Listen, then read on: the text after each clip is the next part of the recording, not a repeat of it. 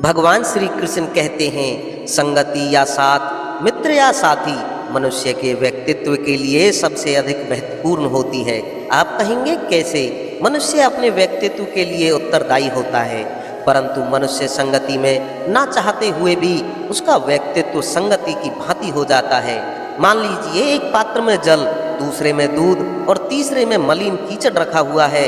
यदि इस जल को दूध में मिला दें तो यह जल दूध बन जाता है, और यदि इस जल को हम मलिन कीचड़ में मिला दें तो यह जल कीचड़ बन जाएगा। ऐसी कोई युक्ति नहीं कि जल बिना घुले मिले दूध या कीचड़ में अपना अस्तित्व बनाए रखे या उनसे अलग रहे।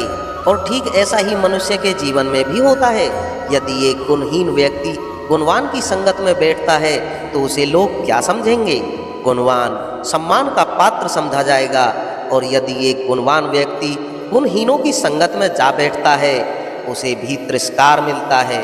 तो इसलिए अपने जीवन में सदैव संगति सोच समझकर सावधानी से चुनिएगा।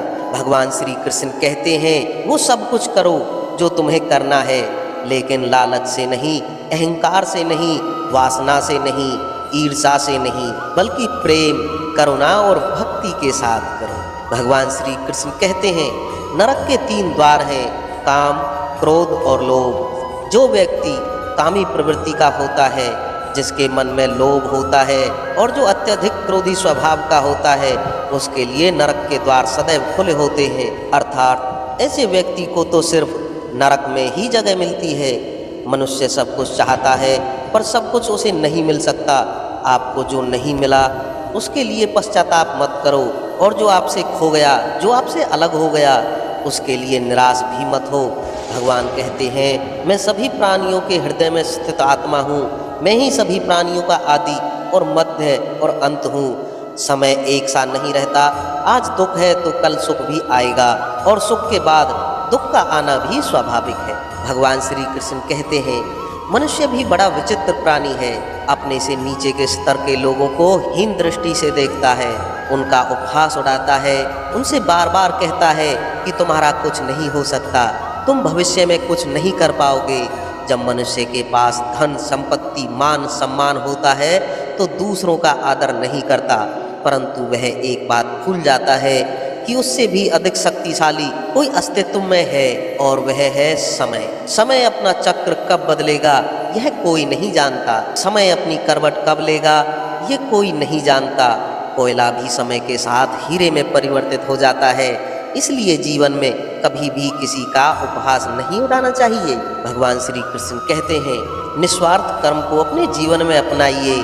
जो विधाता की लेख में होता है उसी का फल हमें मिलता है। विधि के विधान को स्वयं ईश्वर भी नहीं टाल सकते। जिस व्यक्ति के पास आपके लिए मान, सम्मान और कद्र न हो, उसके साथ रहना व्यर्थ है। वह सदैव आपके लिए शत्रुता का भाव रखते हैं।